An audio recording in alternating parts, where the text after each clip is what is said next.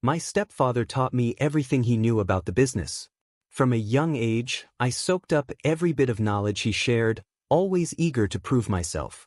When he retired, I was certain that he would name me the CEO of his company. After all, I had dedicated years to learning the ins and outs of the business. But when the time came, he didn't choose me. Instead, he made my brother, who spends most of his time partying and traveling with his friends, the CEO. My brother knows nothing about running a business, and this decision left me completely blindsided. To make matters worse, my family has turned their backs on me. All because I dared to follow my dream of becoming a CEO. They now see me as the black sheep, accusing me of sabotaging my stepfather's company. My grandparents, on my father's side, even went as far as removing me from their will. The only way they'll consider welcoming me back into the family is if I stop trying to take clients away from my stepbrother. But things weren't always this way. Just a year ago, I believed that I would inherit my stepfather's talent management company. I had worked so hard my entire life, hoping to make him proud and continue his legacy. However, it seems that in the end, blood truly is thicker than water. I'm a 30-year-old man who has been working for my stepfather since I was 18. My father passed away when I was very young, and later, my mother remarried a widower who had a son just 3 years younger than me. We became a blended family, and despite the changes, I never lost contact with my father's side of the family. The way my stepbrother Scott and I were raised, no one would have guessed we weren't blood relatives. My stepdad treated us both like his own sons, though we were very different in our interests and personalities. While my stepbrother spent his school holidays on trips, partying with his friends, I spent mine begging my stepfather to let me work at the company. He eventually gave in, allowing me to do small tasks like answering phones, bringing coffee, and running errands while I was still in high school. My mom was incredibly proud of me for taking an interest in the business and working so hard. During college, I continued to work for my stepfather part-time, in the field I was studying. I always turned to him for advice whenever I faced challenges, and he was there to help me every step of the way. The money I earned usually went into savings, as my mom and stepfather were already covering my tuition. I might sound entitled for thinking I deserved to run the company, but in many ways, my stepfather had been preparing me for that role from the start. Unlike me, my stepbrother never showed any interest in the business. But despite all my efforts and dedication, it was he who ended up in the position I worked so hard for. I began working for my stepfather while I was still in college. He took me under his wing, mentoring me throughout the years, and I eventually became one of his most valued interns. When I finished my degree, I had a variety of job offers from different companies, all eager to hire me. But despite these tempting offers, I chose to stay with the family business. I couldn't bring myself to leave behind everything I had worked for and the people I cared about for a more comfortable job elsewhere. In hindsight, I should have taken the best offer and walked away because what I ended up doing was setting myself up for disappointment. I had accumulated years of experience in the business, and my job prospects were excellent. My stepfather made me an offer with benefits and promised me that I had a bright future at the agency. As I continued to work there, I was entrusted with larger and more significant projects. At first, my fellow employees didn't take me seriously, but through sheer hard work, I earned their respect and trust. Everyone in the company knew that I was his son and his right-hand man. The business became my entire life. I had little time for anything else. Over the past 5 years, I poured my heart and soul into the company. I started from the bottom, and my stepfather was always fair, ensuring that I genuinely earned every promotion I received. As my position within the company grew, he began to seek my advice on business matters. Before long, I knew all of the company's trade secrets, every single client, and even our competitors. I was a key player in closing deals, and I quickly became one of the top managers in just 5 years. Then, my stepfather announced his retirement, which meant that the position of CEO would soon be available. Everyone, including my mother, believed that I would be the one to take on this role, given the success I had brought to the company. I was ready for the opportunity. My stepfather had even hinted that I was moving up in the company for quite some time. But when the moment came, he shocked everyone by naming my stepbrother as the new CEO candidate. I felt utterly betrayed, as did many others who had witnessed the hard work I had put in. My stepfather claimed that my stepbrother had the potential to lead the company forward and mentioned that he had been mentoring him for the past 7 months. The reality, however, was that my stepbrother had been working overseas for different companies, none of which were in the same field as ours. Even if he had been taught everything there was to know about our business in that short time, he was still far from qualified to take on the role. I pulled my stepfather aside one day and asked him directly why he had chosen Scott over me for the CEO position. I had to know the reason behind his decision, especially after all the hard work I had put into the company. He looked at me and said that while I was a good employee, I still had a lot to learn before I could become a leader. His words stung, so I asked him if his decision had anything to do with the fact that Scott was his biological son, and I wasn't. That question seemed to set him off.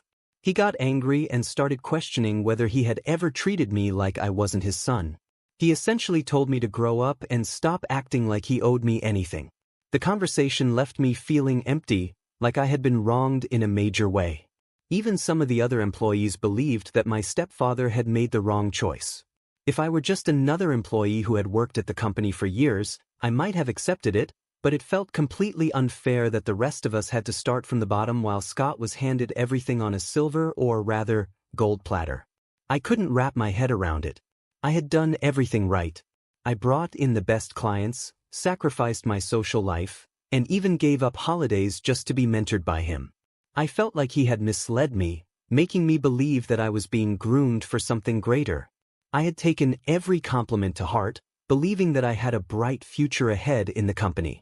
But in my mind, that future was supposed to be at the top, not working under someone with zero experience. As the reality of the situation sank in, I saw things for what they truly were. He had lied to me, creating the perfect employee who would never leave the company. For a man who prided himself on his ethics, it became clear to me that he had none. He had practiced blatant nepotism, appointing my stepbrother as CEO the moment the opportunity arose. Right after the news broke, I called my mom to tell her what had happened. I was hurt and needed her support. But instead of the empathy I was hoping for, she told me that it wasn't the end of the world and that other opportunities would come my way. She even asked me to support Scott and help ensure his transition into the company was smooth. Her response left me with a sinking feeling that she had known all along about the plan to leave me out in the cold. In that moment, I wanted to quit on the spot. I was bitter and felt robbed of what I believed was rightfully mine. But I knew I had to be smart about it. I wanted my departure to leave a mark, to make them feel the loss. So I stayed. I watched as my stepbrother stumbled through his new role, making a mess of the company. I bided my time, waiting for the right moment to make my exit, one that would hurt them the way they had hurt me. I tried to give my stepbrother advice whenever I saw him heading in the wrong direction, but he always reminded me that I was in a lower position. Word spread quickly among the employees, and most of them were already unhappy with how he was treating them.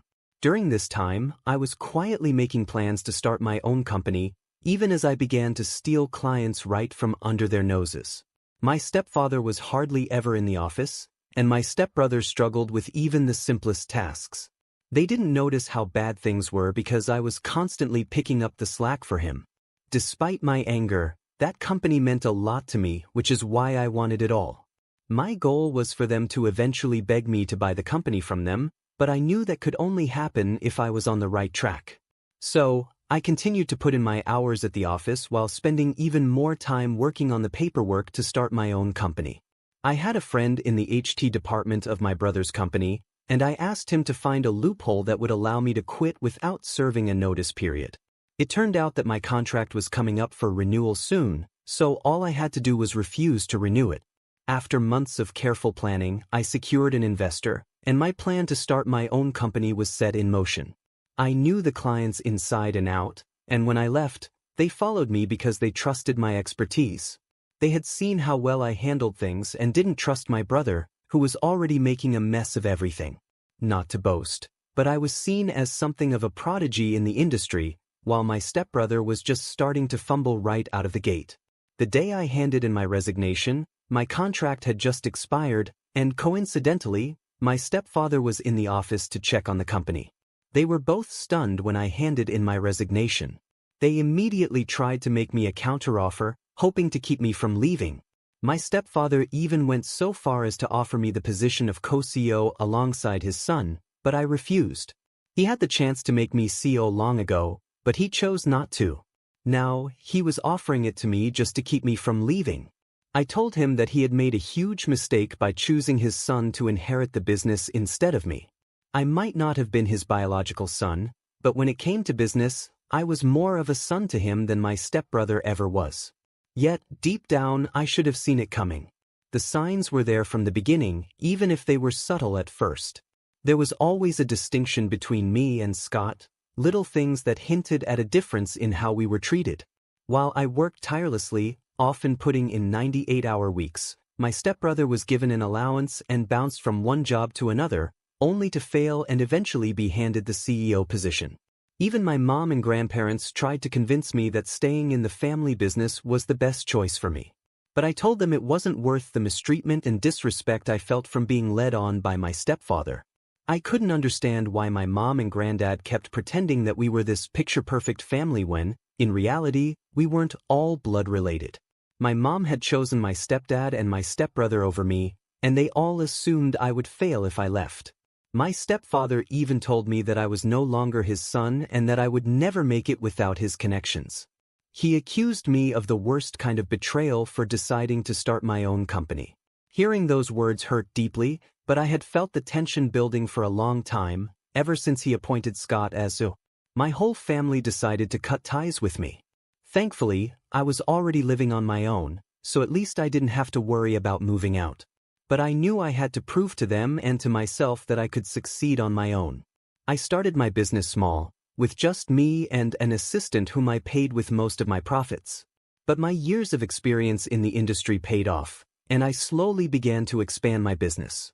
There were moments when I thought I might fail, times when I felt completely overwhelmed. I had no one to turn to for support or advice. Everyone I knew was connected to my stepfather. Scott even offered to take me back into the company multiple times, but I knew he just wanted me to help save the sinking ship. There was no way I could return after my stepfather had disowned me. Gradually, I gained more clients, and some of their clients left Scott's company to sign contracts with me. One day, I was struggling to pay the electricity bill at my office, and the next, I was receiving contract offers from all directions. My hard work was finally starting to pay off, and I knew I was on the right path. After all those years of hard work and preparation, I was finally doing what I had trained for, becoming a true leader. My company grew rapidly, expanding from a small office to an entire building in just a few months. The business media took notice, covering my incredible growth, and I was even named one of the top entrepreneurs of the year. As my company continued to expand, I hired more employees, and some of my former colleagues returned, seeking jobs with me. Meanwhile, it became clear that my stepbrother was running our family's company into the ground. Employees were going unpaid, yet he was overworking them while carelessly spending company funds. He struggled to grasp even the basics of running the business. His clients were neglected, and he employed poor business strategies that only made things worse. I wasn't sure if my stepfather was trying to help him, but if he was, it wasn't making any difference. I was living on my own by this time, having cut off communication with my family. My stepfather was furious with me for leaving and starting my own company, blaming me for knowing my worth and daring to compete in the same industry. Despite being retired, he still held significant influence in the industry and tried to sabotage me by spreading negative rumors. But I decided to ignore the drama and focus all my energy on my company. By the end of the year, my hard work paid off, and I received a small award for the upcoming Businessman of the Year. My company was now generating millions in revenue, all thanks to the risks I had taken. It was a proud moment, knowing that I had built something successful on my own terms. Recently, my grandparents from my father's side reached out to me. They live out of town and weren't fully aware of the situation. It seemed that my stepfather had given them his version of events, likely skewed to make himself feel better. When we met, they asked why I was ruining the family company instead of helping it. I explained the situation with the CEO position and how things had unfolded. But they dismissed my concerns, saying I was just being petty. They then gave me an ultimatum, as if I owed them an answer. They told me that if I let go of my business and returned to work for my stepbrother's company, they wouldn't disown me as well. I stood my ground and told them I would never give up being my own boss or stop pursuing my clients, even if it meant further estranging myself from the family. I knew I had made the right choice, and I wasn't going to let anyone take that away from me. I swore that I would make them regret the way they treated me, and I could already sense their rejection. When I refused to cooperate with their demands, they informed me that I was being removed from their will. Their estate is worth millions, and inheriting that money would have set me up for life. But I knew that no amount of money was worth sacrificing my own happiness. I told them they could keep their money because I didn't need it. If my business continued on the path it was on, I would keep swimming in cash. Even if I were only making a modest income, I would rather earn it through my own hard work than rely on their inheritance. I do what I do because I love it, and my passion for the business is what drives me every day. The money is just a bonus. Since that conversation, I've noticed that they, too, have joined the rest of the family in cutting me off. They've blocked me, but I don't care what they think or say about me. I am independent and successful because of my own sacrifices. Nothing was handed to me. I had to prove myself every step of the way, and I will continue to do so. In my opinion, starting my own company was the right decision, and the fact that my stepbrother's company is now at risk of failing is not my fault. They all made their choices, and now they have to live with the consequences. I know that my success bothers them, and I'm happy about that because it's the best kind of revenge. I've moved on with my life, and this is the last time I will ever talk or think about them. As for the story, I completely agree with the original poster, OP. OP deserved to be the CEO, and I don't blame him at all for the path he chose. He started his own business, and now his father and stepbrother are upset, but they brought this on themselves. What do you think?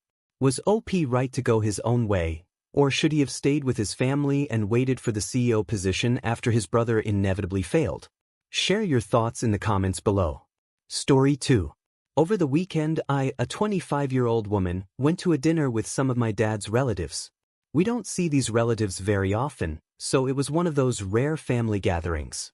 My dad has never gotten along well with his brother, my uncle, and honestly, I haven't either. My uncle is rude, talks down to people, and we just don't agree on many things. Usually, I try to keep my distance and ignore him when I can. But at this dinner, my uncle decided to ask me about the car I drove up in and about my new job. I started working about a year ago after graduating from college, and I've been working hard to build my career. I'm a software engineer, and I'm proud of the work I do. It's a field that requires a lot of skill and dedication, and I've put in the time and effort to be successful. With the money I've earned, I recently bought my dream car, something I've always wanted. So, when my uncle, in his usual condescending tone, asked me, "Hey, how much are they paying you anyway?" I knew he wasn't asking out of genuine curiosity. It was more like he was setting me up to make me feel bad. I didn't want to play along with whatever game he was trying to start, so instead of giving a vague answer like, "Oh, enough," I decided to be straightforward. I told him exactly how much I make. Apparently, that wasn't the answer he was expecting. He started going off on a rant about how number 25-year-old should be making that kind of money and how stupid my company must be for paying me that much. I was shocked by how upset he got, but I didn't back down. I told him that I deserve every penny I make because I work hard, and not just anyone can do what I do. This response seemed to really set him off. After dinner, I received a text from my cousin saying that I had been really rude at dinner and that I had insulted my uncle's intelligence. My dad, who doesn't like his brother anyway, took my side and supported me. He knows how hard I've worked, and he understood why I stood up for myself. However, my sister agreed with my cousin. She told me that I shouldn't have mentioned how much money I make or talk to our uncle that way because it's considered impolite. Now, I'm left wondering if I was in the wrong. I didn't think I did anything wrong by simply answering a question and defending myself when I was insulted. But the reaction from my cousin and sister has made me second-guess my actions. Am I the one at fault here? Honestly, I don't think I'm the bad guy in this situation. There was one comment I read online that really stuck with me, not the a-hole. He asked a question, you answered. He insulted you, and you defended yourself. Don't dish it out if you can't take it. That's exactly how I feel. My uncle started this whole thing by asking about my salary in a way that wasn't respectful. I just responded honestly, and when he insulted me, I stood up for myself. So, what do you all think? Did I go too far by telling my uncle how much I make and defending myself when he got upset? Or was I right to stand my ground? Let me know in the comments below. I read every single comment and appreciate all your opinions. That's all the stories I have for you today. If you're new to the channel, make sure to smash that subscribe button. Revenge Online will see you tomorrow with more stories. And remember, it's cool to be kind. See you